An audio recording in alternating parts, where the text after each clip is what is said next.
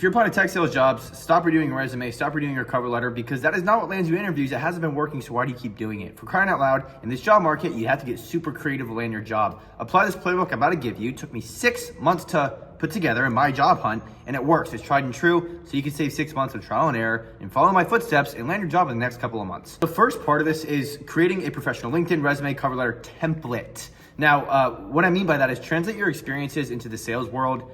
Use metrics, keep it less than 2 pages, put your LinkedIn profile in there. Your professional LinkedIn is almost everything. You want a personal brand, so you want a professional banner with like a quote, a motivational quote, a professional headshot. You can get at JCPenney's or just put on a nice shirt like this, take a video or a picture of yourself at home, make sure it's good lighting, your chest in the frame that you're smiling, and look up your name on Google, because when the hiring managers get you in the recruiting process, before they hire you, they're gonna look up your first and last name. And if there's pictures of you at the club, flipping off the camera, they probably won't hire you. So do a social media audit on yourself. Okay, lesson number 1 that took me 6 months to learn. Number 2, you have to understand what the role is, or else you're always gonna feel like an imposter. And so spend no more than 1 or 2 weeks fully understanding the BDR function from 9 to 5 p.m. Watch vlogs on people's YouTube channels. I have some here on my channel.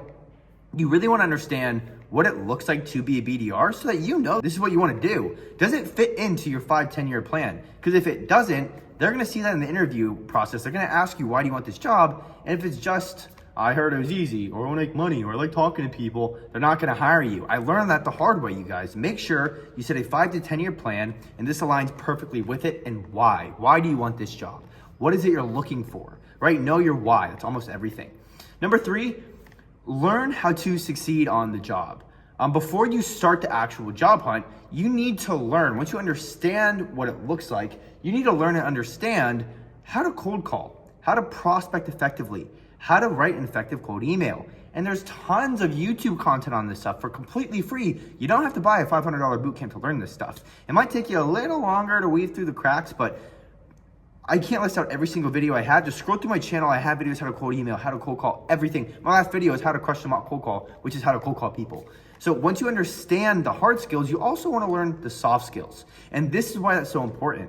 If you understand what the hiring managers are looking for in their next hire and what it actually takes to succeed, you'll know how to tailor your previous retail experience and waiter experience to demonstrate that you have what it takes to succeed on the job as a BDR. You've gone through the remodel. You understand what it takes to succeed. You know what it looks like to be a BDR on the job and why some fail, what it takes to be a top performer. Now we have to go into actually the job hunt, right? And before we start landing interviews, you really need to understand what to expect in the interviews, or you're gonna get blindsided. I went into my first couple of interviews completely blind, thought I'll just wing it, be myself, show how driven I am. Did not work out whatsoever. Look up a list of the most common interview questions. By the way, real quick, everything I'm talking about in this video is in the community link below for completely free. I put it in there, super dense community with like 500 people, with everything it takes to land this job that I had to learn the hard way. So go in there, I'll see you soon. You want to understand like the most common questions they're going to ask you. What's your biggest weakness? Why do you want this job? Why are you leaving your job? You need to know what they're looking for and how to answer, or you're going to say something dumb and not even realize where you went wrong. So speak with somebody that knows what they're doing. Maybe interview hiring managers or BDR friends that you know, and ask them what were the hardest questions they asked you in the interview. And then come up with answers that translate your experience into that role. So I'm gonna ask you how to deal with rejection, bring up a time you got rejected at your role as a retail sales associate, and then explain to them how you deal with it and how that will allow you to succeed on the job. I know I'm ripping through this stuff. It's more of like a table of contents video, so you have a game plan of what to do to get this job. But I have super specific content and other videos that I post every Saturday. Another big part of the interviews is how to close them. If you don't understand how to close yourself in an interview, or some of the questions to ask at the end or how to ask them, you're missing out on a huge opportunity to separate yourself from other candidates. So closing is a really big part of the interview as well. Questions that not only add value to yourself, but show that you did research and that you really, really care about this company. It makes them feel like you're interviewing them and that you know your value. Even though you don't have the experience, you're still a valuable candidate and they need you more than you need them. All right, so now that we understand the day-to-day, how to perform the interviews, let's go ahead and actually start landing the job. We should be maybe a month into the job hunt. From the first day you watch this video, in no more than 30 days, should you have a professional profile, know what it takes to succeed on the job, be able to speak to what it takes to succeed on the job, and know the most common interview questions and how to close them. All right, when you first start your job hunt, leverage your personal network. whether it's people you went to school with, randoms you're connected with on LinkedIn. Hold on, I think these lights are going down. Give me 1 second. All right, that was odd. Referrals are the easiest way in. If you don't have any, that's okay. I didn't have any either, and I landed this job without going to college or having experience. But if you have somebody that can vouch for you, that is everything in landing this recruiter screening. Now, look, if you don't have a referral, now we're going to leverage what we learned in our research in order to actually land the job. We're going to do the job to get the job. We're going to create a multi-threaded cadence for these hiring managers to put them through. What is a multi-threaded cadence? It's using calls, voicemails, texts, LinkedIn DMs, interacting with their posts, emails to get their attention, because you're demonstrating that you can do the job, which is going to make them want to interview you. It also shows how much you want this, how proactive you are, how creative you are, how competent you are. Everything that they're looking for in your outreach alone almost reduces the need for an interview as a whole. When you do this, an example of like the first step of this cadence, you can call them if they don't pick up, leave a voicemail pointing to the email saying, hey, I'm about to send you an email, I applied to this job, blah, blah, blah, blah. Send them a LinkedIn connection request with a personalized connection pointing to the email you're gonna send them. In the email you send them, attach some sort of value that you put together specifically for that company, but don't spend like a couple hours on this. You shouldn't spend more than 30 minutes on this because they might not even look at it in the first place. This is something that I struggled with when I first started my job hunt. Templatize something, whether it's like a slide deck with leads that they can call into that you qualified based on their ICP, ideal customer persona.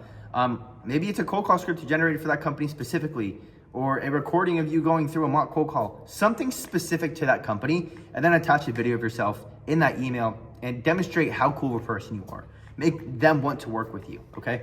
Always follow up on these touches. After your first call, after your application, don't let it go. Follow up every single day with different touches, variations of touches. You don't want to call them, leave a voicemail, email, and LinkedIn DM every single day. So switch it up. After maybe the second day you interact with a post. Maybe the third day you send another email. Maybe the fourth day you send a text and an email, right? Switch it up because that's what you'll be doing on the job.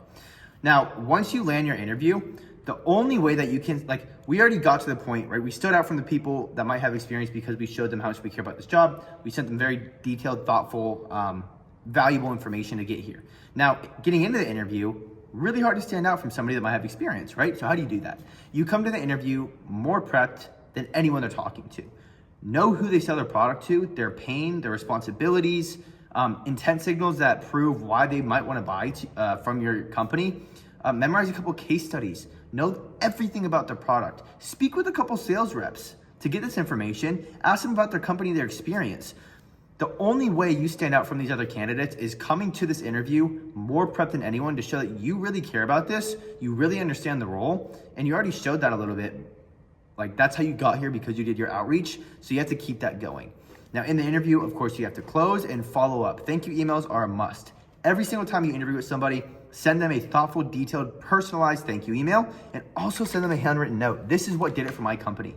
You can even send a gift card, but you don't want to like bribe them, so just be careful the way you do that. If you send them a gift card to their house or something, just tell them, hey, thank you so much, or to their office for the time to interview. Regardless of how this works out, I really appreciate your time and the opportunity. A handwritten note is more than enough in my opinion. Overnight it to their office with USPS if you can. That was like a super quick crash course on all the lessons that I learned after 6 months of applying and refining this process. Join my community in the link below. And if you want more videos like this, then give me a subscribe and I'll see you next Saturday.